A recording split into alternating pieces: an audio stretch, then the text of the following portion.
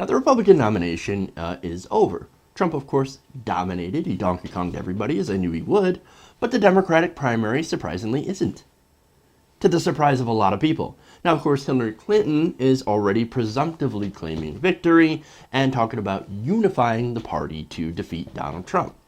But see, if you really wanted to defeat Trump, perhaps the party should instead unify behind Bernie Sanders. Now, why do I say that?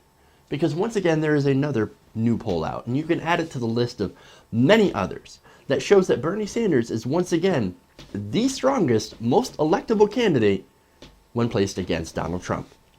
And this is according to a new NBC News SurveyMonkey Weekly Edition tracking poll. It found that if the 2016 presidential election were held today, 53% to 40% of voters would elect Bernie Sanders over Donald Trump. That's not just a win, that's a fucking landslide. Okay? He just slides right into victory. 53-40%. Now, of course, in that same poll, Clinton also would win, but not by double digits. She wins about 49% to 44%. Comfortable? A bit of a comfortable lead, but certainly not a landslide. Now, that means that Bernie wins by more than double the margin that Hillary Clinton would win. Not only that, this poll also showed that more than a third of voters, 35%, reported being scared if Clinton were to win the Democratic nomination, possibly more scared of a Donald Trump presidency because she's a weaker candidate. Now, 29% would be hopeful, 22% would be angry, 16% would be excited, and about 7% would be surprised. 35% would be scared. Once again, it's because she's not a strong candidate against Donald Trump. And why? It's because this is the election of the outsider. Democrats, get with the program. Most Americans don't want your establishment candidate. Now, that's not the only poll. I got another one. This time we look at the key swing states of Ohio, Florida, and Pennsylvania. Now, I have to note that no candidate has ever won without taking at least two of these three states. So very important. So with that context established, let's look at the numbers. First, Donald Trump versus Hillary Clinton. Now, Clinton beats Trump by 1 point, 43 to 42, in both Florida and Pennsylvania. That's super close, right? That's a little too close for comfort. Now, Ohio, here's where it gets worse for Clinton. Trump ends up holding a 4-point lead over Hillary Clinton, 43 to 39%. Once again, that's close to the states. Barely beats Trump by a point, and then loses in Ohio. Ooh, not good, right? So how does Sanders do versus Trump? Well, Bernie Sanders beats Trump in all three contests. He beats Trump by 2 percentage points in both Florida and Ohio. And in Pennsylvania, look at this. Pennsylvania, he crushes Trump 47 to 41.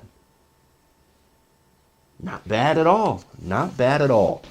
Now, unfortunately, this poll will most likely be added to the list of polls that the DNC and Clinton supporters will ignore in their cult-like devotion to a less electable candidate. Why do I say that? Cult-like devotion, Jeff, that's pretty strong, right? Okay, well, I point to the hashtag I'm with her. Now, that kind of shows that you're not with the policies. You're actually more with the person. And while some Sanders supporters might also fall into that category of being more in line with the person or more devoted to the person than the policies, I think the massive majority of us are focused on the policies. Whereas I think there are a good supportive Clinton support, or a good chunk of Clinton supporters that may even support the policies, but really just want that person. Just want Hillary Clinton. And look, I get it, right? The first female president in American history. That's super awesome, right? I can't wait to see that glass ceiling shattered, and, you know, it's looking fairly good for her at this point in the election. It's looking likely that we might see that. But, in my opinion, there are better, more progressive female candidates that would represent not just women, but everyone that much better than Mrs. Clinton. And why do I say that? It's because it's what I've always been saying. She represents the 1%. And while a female president would be super historic in itself, I don't think her presidency, would ever lead to any sort of historic reform. It'd be a bit of a footnote. Now, I'm all for inspiring women to higher office. I want more female representatives. I want a female president.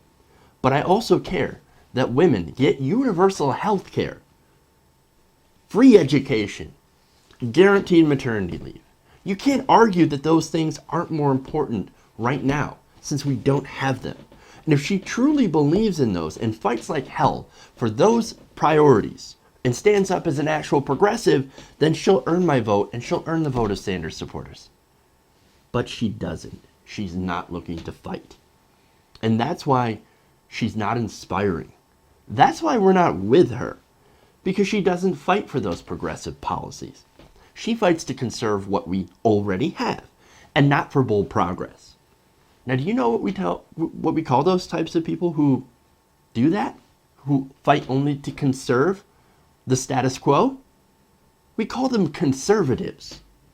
She's a conservative Democrat at a time where we need bold FDR-style progressive policies in our political system in order to bring it back to a level of sanity that we have not seen for decades. Now, Clinton's not crazy. She's, yes, a center-right Democrat, right? Conservative. Now, she's very level-headed, and she's actually very risk-averse, right? Now, what she would do is she would continue, by default, that slow chase to the right in an effort to find common grounds with the Republican Party that has essentially gone off the fucking rails. They're insane. They're batshit crazy. And the only stuff that they'll be able to agree on is stuff that benefits that fringe in some way. And America, I'm sorry, America can't afford to do that anymore. Just as we can't afford to let Donald Trump win the White House. This is why we have to nominate Bernie Sanders. He's the only person running that has the best shot at beating Donald Trump and putting our policies, our politics, back to a sane level.